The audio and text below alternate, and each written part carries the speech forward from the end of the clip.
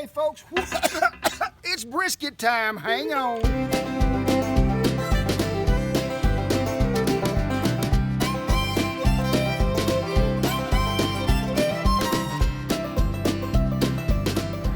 All right, folks, I got me a pan. I couldn't tell you how big it was.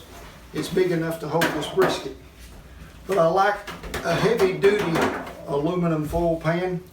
And when I season, I always turn it back over there to the fat side first, because that's what's going to go down in the pan. You've seen me do it to steak. You've seen me do it to everything else. We're going to do it to this brisket as well.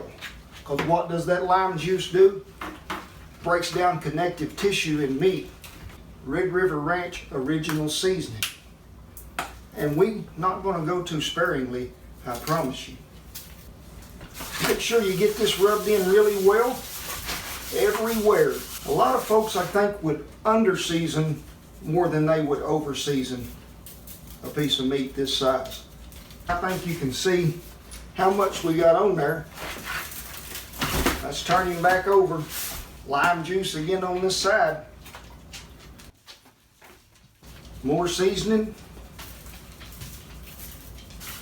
And then we're going to lift up this flap and make sure it gets a little back here on the back side where it was hiding.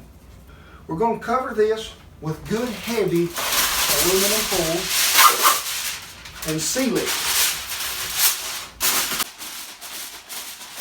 This rascal's ready to go out there. This old sow is about a butane tank with a firebox welded on the side, got some wheels on it for transport. It's got an old wire rack in there that goes all the way down. There's another wire rack in the bottom if you was to need to use it. But it's open back here. If Shan'll come in here and zoom in, you can see where this firebox has got a hole back in there. And a lot of folks would say you need a damper. Not in this old Iron Dragon, you don't. We know how to regulate it well. It's cooked the same for 20-something years. So let's get a fire built in this rascal. Now, I like to put some little stuff in there first. Then we'll lay that big stuff in there. We got to have something to catch this bigger stuff that we're going to throw in there in a minute. Then we'll throw in something that gets a little bigger than that. I like to give it some air, so I stack it around instead of just chunking it in there, so it'll catch a little easier. Come out here about 11 before I go to bed. Chunk me 1 or 2 big knots in there. Don't worry about it. Go to sleep. It'll be good. Torch. I do love a torch, as y'all know.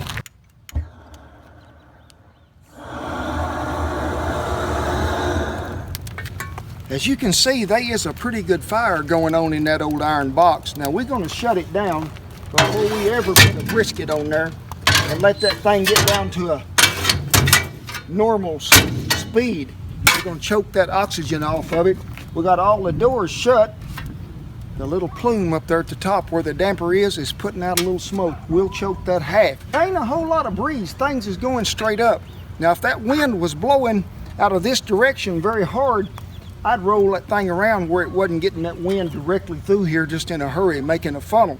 Be too hot that way, folks.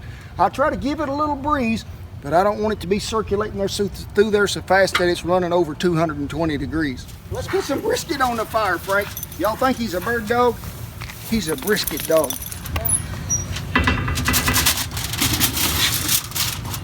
He's about dead center in there, folks. Shut the door and night to you. It's still hot, I promise you. We're going to choke this damper down just a tad right now. How many of you got one of these in the backyard? Let me see a show of hands. Not many, I don't imagine. Maybe you got one of them little bitty round red smokers. Daddy used to have one. Holds 1 brisket. Build you a fire underneath, put you some wood chips or something there under it. Or you can even do it with charcoal in one of them chimneys. You get enough in there, you're going to have to add to it before you get through. What temperature do I like to cook? 190 to 210. How long do you cook? I like to cook it 12 hours. Because I'm going to cook mine longer than most folks do, because I'm going to slice it to where it nearly falls apart. Now you can, if you want to cut it really thin like a piece of bacon and cut it like they do in them long strips at them restaurants, you ain't going to cook it this long, probably about 10 hours. Now there's all kinds of wood, just mesquite, there's oak, there's everything. Make sure you're using a good hard wood. Now you saying, how is that going to get smoke to it in that full pan? That's a surprise. You got to stick around till in the morning. We're going to find out.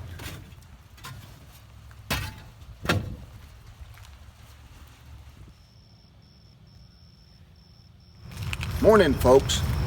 Hey, it's about 6 in the morning here. This thing has been on since about 8 last night, so that's about 10.5 hours. Let's see what's happening. There's still some smoke from the Dragon there. Let's see if it's fork tender. Yeah, that's what I'm after. You can tell it's done when that thing will pull plumb apart like that. Done as it can be, and it is tender as it can be. I'm gonna slide her down right down here a little closer. Shut this bit off. We're gonna let it get some good color and some of that good mesquite flavor. Let her belch a little here just a minute. A little wood left in there from last night. So we'll give it a little dab. Let her smoke about 45 minutes maybe. I like to steam it first in its own juices. That old beef still got enough fat in there that it's gonna make its own broth. Gonna make it tender. I ain't one of them fellers who like to slice it paper thin and cook it about 8 hours. I like for it to get that tender. Then I take it off, let that smoke get to it, let it darken, let it get that smoke ring in there and some color, but also some flavor from that mesquite.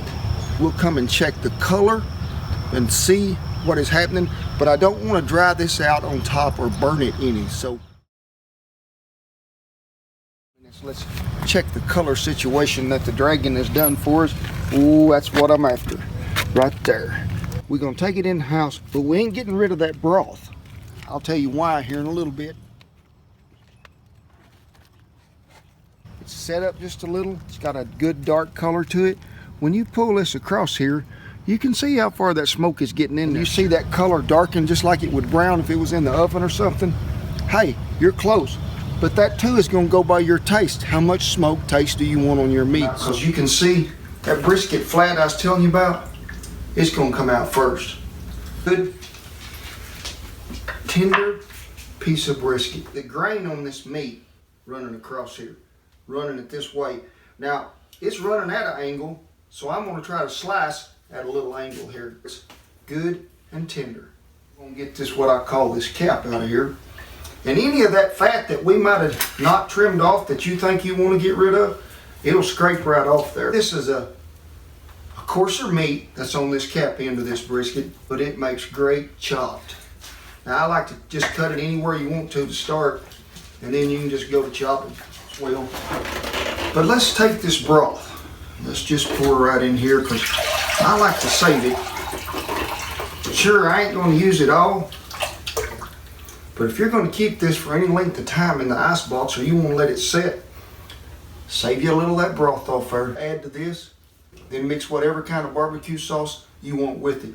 This stuff has got a lot of flavor. Now it will be a little more smokier than this meat maybe, and it might have a little more salt than you wanted, but you adjust to your liking.